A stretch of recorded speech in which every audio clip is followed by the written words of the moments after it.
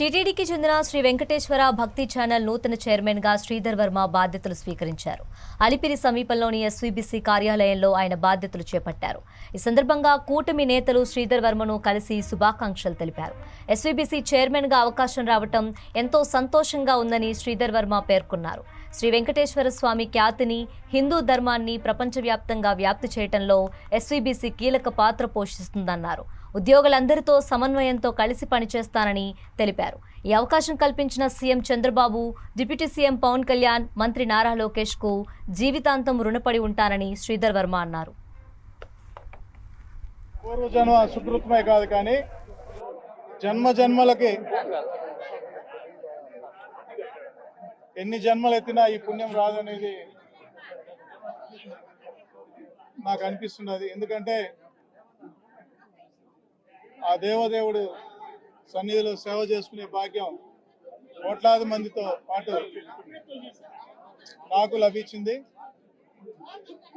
దానికి కాను నా మీద నమ్మకం ఉంచి ఈ బాధ్యతలు అప్పగించినందుకు మన ముఖ్యమంత్రి చంద్రబాబు నాయుడు గారికి, అలాగే లోకేష్ గారికి, పవన్ కళ్యాణ్ గారికి, ముఖ్యంగా ఎన్డీఏ కూటమి నాయకులందరికీ కూడా నమస్కారం తెలియజేసుకుంటున్నాం. ఈరోజు దీనికి ఈ పదవికి శ్రీధర్ అయితే మంచిగా చేయగలుగుతాడని మా అన్నగారి ఆశీస్సులు కూడా మాకు నిండుగా ఉండాలి. దాంతోపాటు మా నాన్నగారు రామచంద్రరాజు గారు, స్వర్గీయ నందమూరి తారక రామారావు గారి అభిమానిగా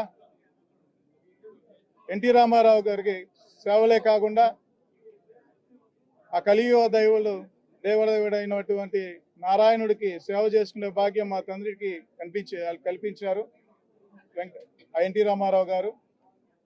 ఈరోజు అదే మాకు కనిపించే దేవుడు నందమూరి నారా కుటుంబ సభ్యులందరూ కూడా నాకు ఆశీస్సులు ఇచ్చి ఈరోజు నిండుగా మంచి ధైర్యం ఇచ్చి ఈ ఎస్వీబీసీ ఛానల్ని మంచిగా నడిపించమని నాకు ధైర్యం ఇచ్చిన వాళ్ళందరికీ నమస్కారం తెలియజేసుకుంటున్నాం. ముఖ్యంగా ప్రపంచవ్యాప్తంగా ఆ వెంకటేశ్వర స్వామికి భక్తులు ఉన్నారు. వాళ్ళందరికీ కూడా ఆయనని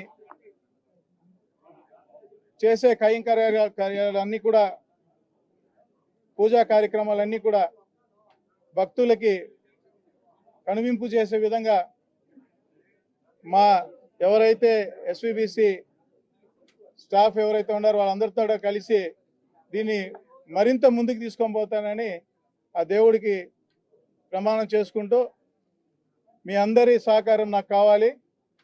ఇది కేవలం ఒక ఛానలే కాదు, ఇది వెంకటేశ్వర స్వామికి మేమందరం కూడా అంబాసిడర్ లాగా పనిచేయాలనేసి మేము హృదయపూర్వకంగా నమస్కారం తెలియజేసుకుంటున్నాం.